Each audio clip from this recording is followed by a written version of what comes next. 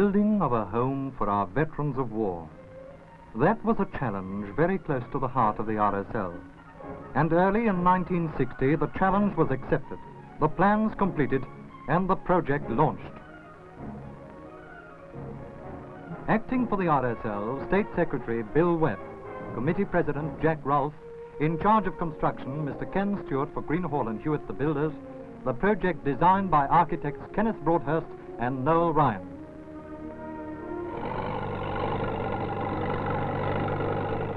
And so, in May 1960, work begins. Bulldozers clear the site near the Mount Lawley High School, 11.5 acres purchased at a very reasonable price from the state government.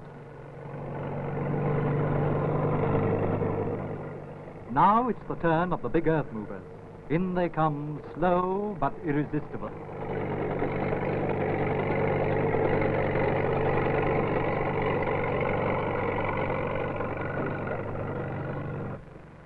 Swiftly the earth is shaped, banks gently curving to the flat center of the site. Now only the final touches are needed, leveling and filling to make ready for construction.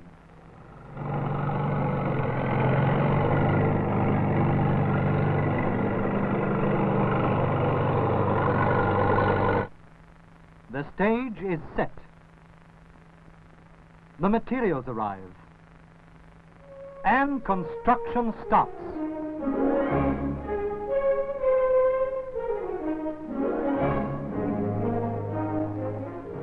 Soon the long, low outlines of the brick foundations begin to show above the ground. July 21st, foundation stone ceremony. RSL State President Bill Lawley expresses the significance of this moment. His Excellency the Governor, Sir Charles Gardner, watched by an appreciative audience, lays the foundation stone.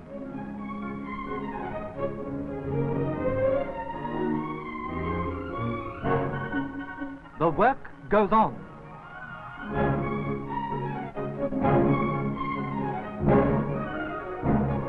Within 3 short months, the units have taken shape, still raw and rugged against the winter sky. And now steel trusses swing into position to prepare for the roof.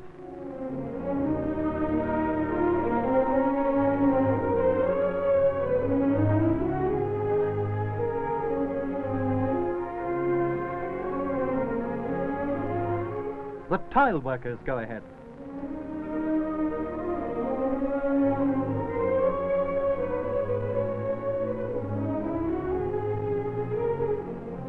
And so the buildings acquire their special charm and character.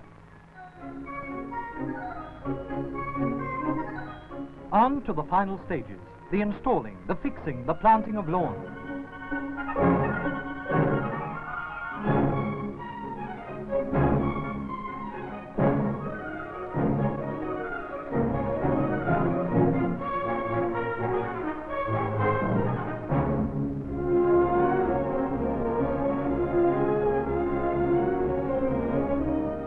A final tour of inspection by RSL State Executive, and all is ready. March 7th, 1961, and the first veterans to make this their home arrive.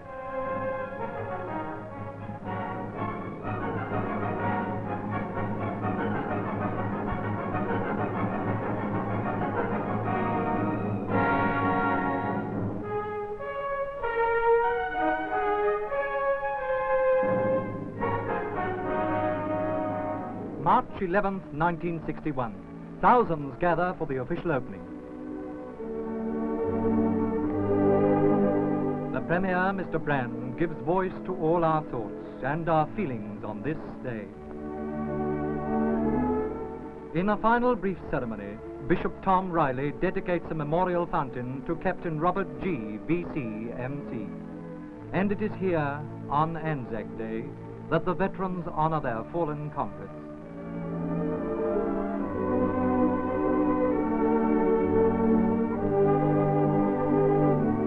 As always, the memories return.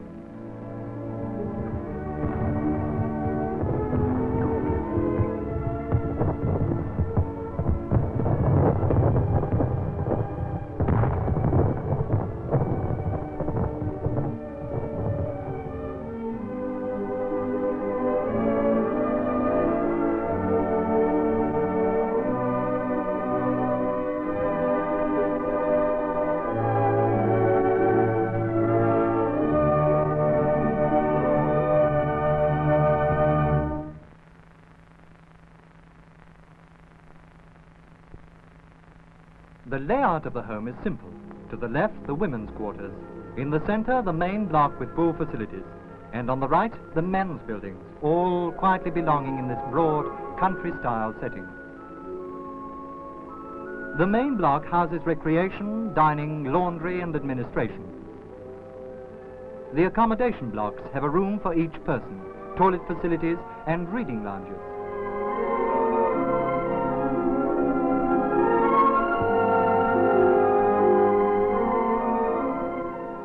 To see these men relaxing is to know peace of mind for a debt repaid.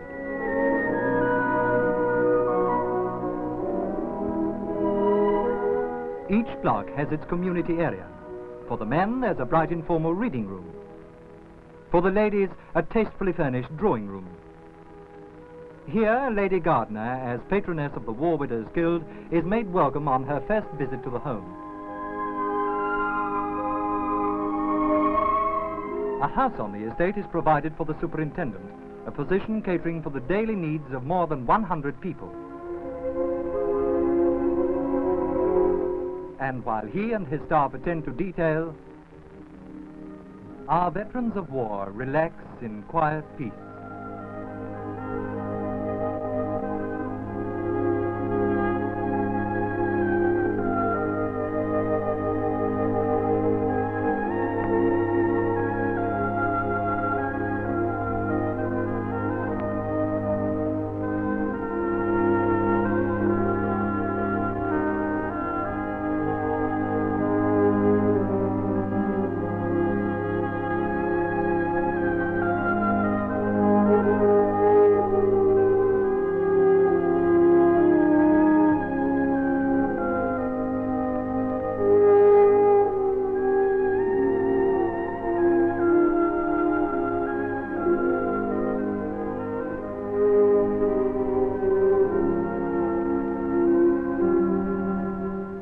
For those who are not in the best of health, there's friendly advice from the visiting doctor. And for those with daily chores to be dealt with, the latest automatic machines.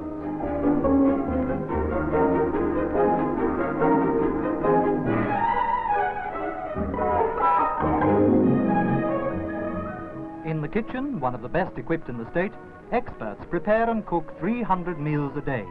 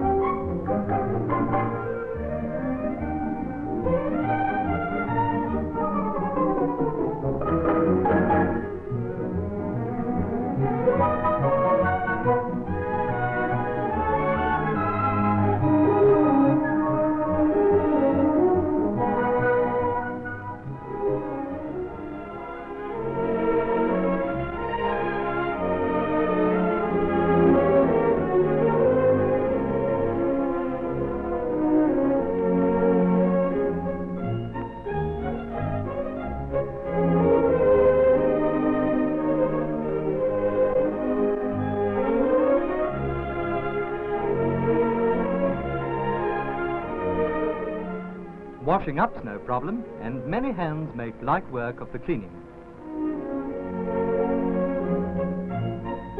To round off the day, TV in the special lounge. So our veterans spend their days as happy as human effort can make them. For this was something we owed these men and women who faced death that we might live in freedom. To the RSL fell the honor of meeting that debt. It is ours to share.